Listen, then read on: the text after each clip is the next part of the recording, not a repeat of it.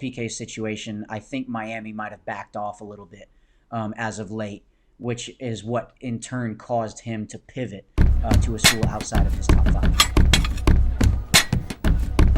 And so I guess, I mean, so backed off a little bit and then going to Texas. Again, that whole situation is strange because he never visited, right? So it's like, this is where the comments on Twitter are coming, well, he's just going for the bag. He's running for the money. And I'm tired of hearing that narrative, but this particular situation seems a little like, well, where did this come from? Like, the hat wasn't even on the table, right? So not saying that you had conversations, and again, he tweeted out, well, Arch Manning texted me saying he needed an LT. Well, it's like, I think if Arch was going to, tweet an LT, I think he would have go after a few 5 stars first. But I mean, it seems like, is he playing it up a little bit, right? Or did that really happen? Is that kind of how it played out? Is that another sign of the Manning effect in full play here, or is it a kid kind of running like, I'm running out of options, maybe this is the best place to go kind of thing? Yeah, I mean, without getting too sensitive and into it too much, Sure. I think a lot of the schools that were in Peyton's top 5 kind of cooled on him a little bit. I'm not saying they completely stopped recruiting him.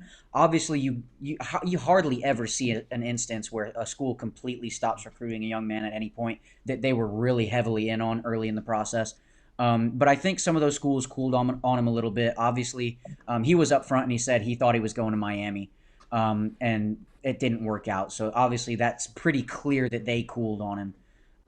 And quite honestly, I think several of the schools in his top 5 cooled on him as well. So you get to the point where you're a week out from your commitment date, and I thought he might push it back because I had heard some things beforehand of how, hey, a couple of these schools have backed off a little bit.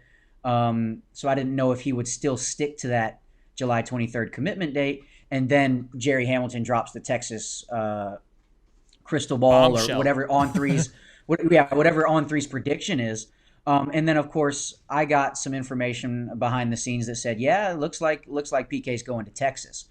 Obviously not going to put anything out there like that because I don't want to ruin the kid's moment.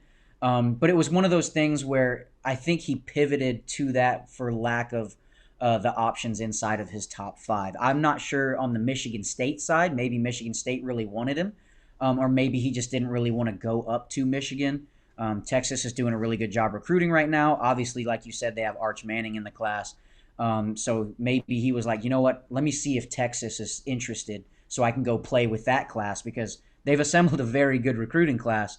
Great class. It's not, and it's not like we kind of talked about this a little bit before, but it's not like he pivoted to a program that's at the G5 level or like a very small school. He, for lack of a better word, fell into Texas, but Texas is a big time Power 5 program with a great history. So he got a very good program that he's going to go play for. And Texas got a solid player. I just think that some of the other schools in his top may have backed off a little bit. Yeah, if you're falling into being a commitment to the University of Texas, you're not in a bad spot, regardless of what may have been happening around you, what static may be kind of coming out from other schools, or even just the temperature of the recruitment of the kid. If your fallback is, well, I guess I got to take that Texas offer, you're still in pretty good shape. You know what I mean?